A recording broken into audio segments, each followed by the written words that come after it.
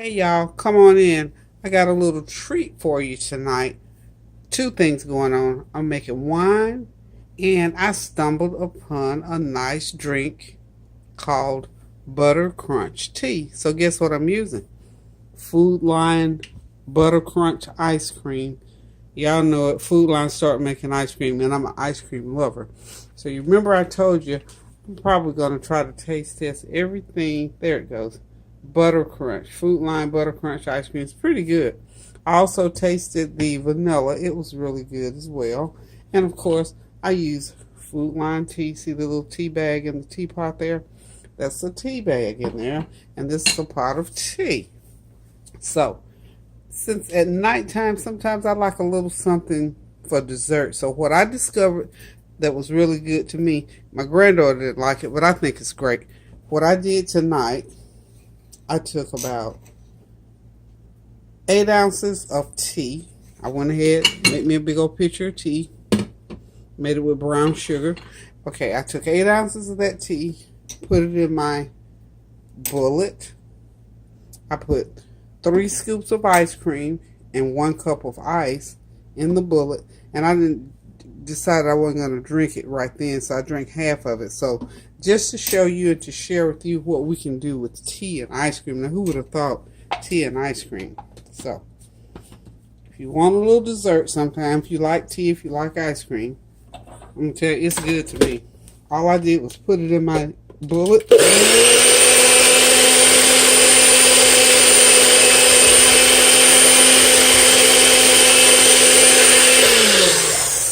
Since it was already frozen, I think we're going to have to... Lauren, hand me a knife over there in the drawer. Because I've had it in the freezer, so I'm going to have to... this will do. I'm going to have to kind of wake it up. I forgot I put it in the freezer. But ordinarily, you would have a cup of ice, 8 ounces of tea, and 3 scoops of ice cream.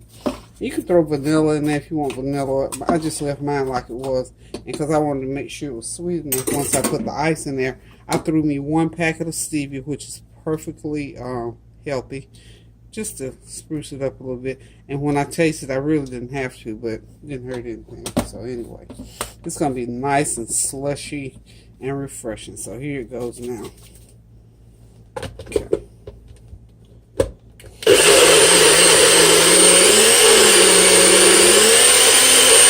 Can you hear it? Can you hear it? Okay.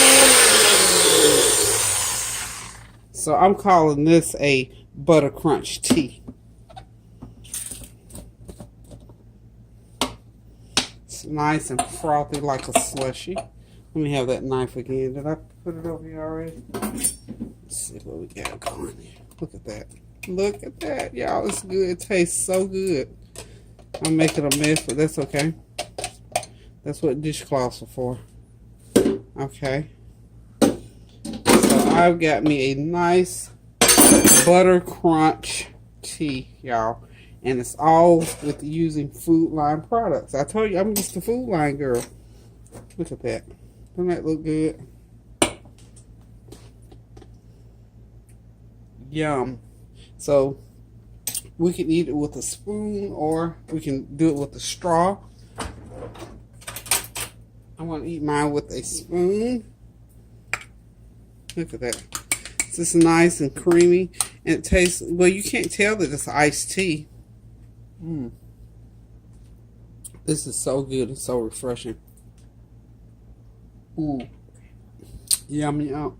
I can't see it. This yum, yum, huh? Yeah. Oh. That was Lauren in the background. She's still staying with me. She asked me, could she speak in the background while I'm filming? I told her, sure. You want your face on the camera? You have to come this way. No. It's late night, y'all. It is 11:30. We're night people around here. What kind of tea was that?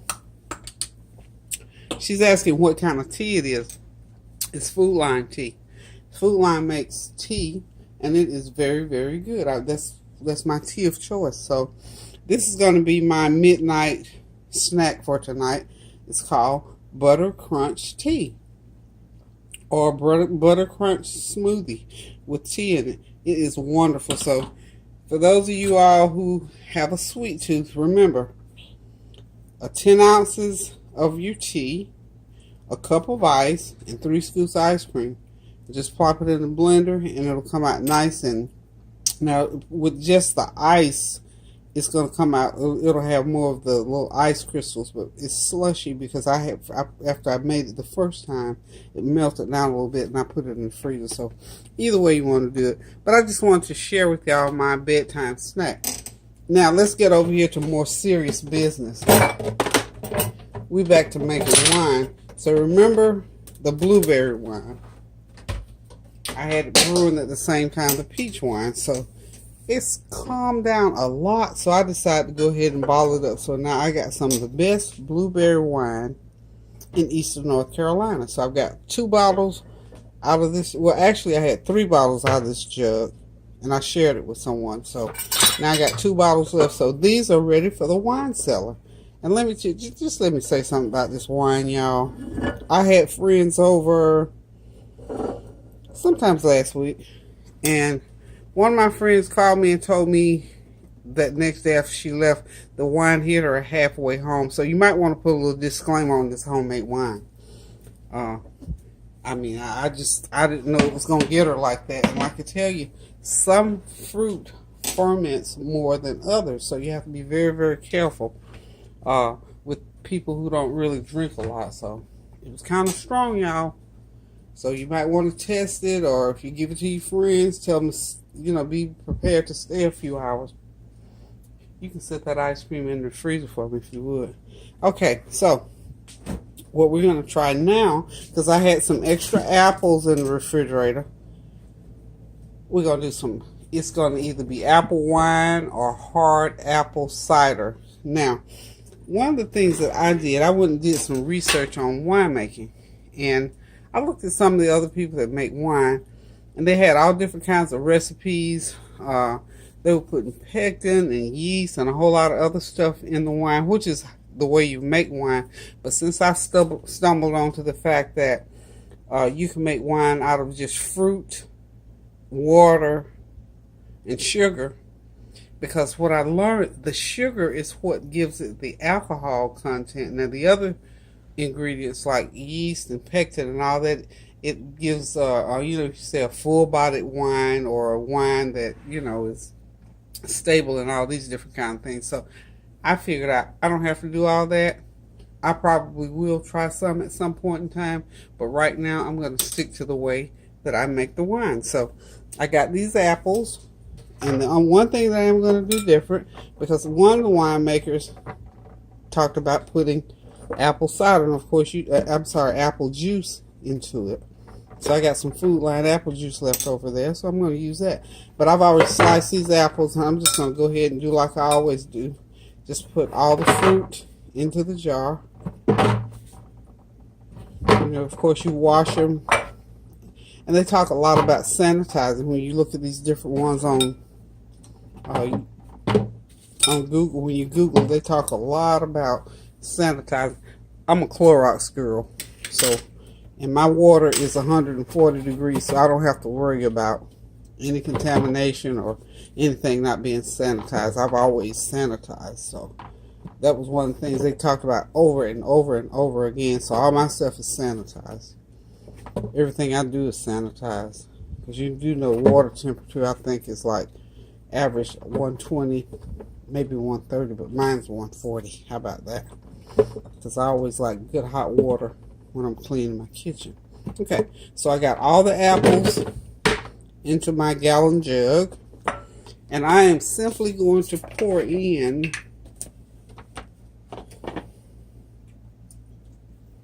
maybe not quite 32 ounces of apple juice, but if I had 32 ounces, I would have poured 32 ounces. So we're going to say this is about 20 ounces of apple juice. So got the apple juice in. And because I like brown sugar, I am going to place 1 cup of brown sugar. Now remember what I said, when you're doing your wine, make sure after the first day or so, back that, just you can, when you first start it, you can leave the top on for a couple of days. But on that second day, go ahead and start getting the habit of backing that lid off every single day, because if you don't, it's going to happen to you like it happened to one of our dear subscribers. Their wine blew up, and I'm thinking it was probably because they weren't backing it off enough so that that gas could get out of there. But I'm just, this is like a warning, a disclaimer, or a caution. Please, once you get this wine to brewing, and once it starts to fermenting and building up that gas under there, it has to be released every day. Otherwise, it will fly right off, just like it did. And I felt bad for that individual. And I sent him a note and told him, don't get discouraged with it. You just have to remember that you have to back it off. Because if you don't, that's exactly what will happen. I'm going to make a real big mess doing this like that. Let me grab a spoon over here. Anyway, it's just going to be 1 cup of sugar that I'm going to start it out with, okay? I got a funnel somewhere, but it's late. And this is not going to take that long. So that's a half a cup. I got a whole cup, measuring cup too. It's probably in the dishwasher. And remember too, the other thing with the brown sugar, pack that brown sugar, because brown sugar is kind of loose. It's not like white sugar. So pack it, so you make sure you get a full cup. And remember too, okay, about the sugar, because some of you asked, okay, I'm putting this 1 cup of sugar in right now. I'm not going to put any more sugar in until after about a week. And I'll put a cup of sugar in for about 3 weeks. And that should be enough sugar, because I like sweet wine. Not too sweet, but I like it sweet enough. So we got the apple in, we got the apple cider in, and I've got all the sugar that I'm going to put in for a week. And remember, all I'm going to do now is put it over here, and I'm going to fill it up with water and put the lid on it, and I'm going to push it off to the side, and I'm going to leave it alone for a couple of days. I'll check it. And may not even have to back that lid off, so I'm just going to get over here at the sink and so you can hear I'm just putting the water in. And I'll show you how full I'm going to fill it up. I'm not going to fill it all the way up to the top, because you have to leave some space at the top of the jar, so that when it does start fermenting, those gases start to form, it's got to have somewhere to go. So when it starts to bubble up, okay. That's how full I'm going to make it for right now.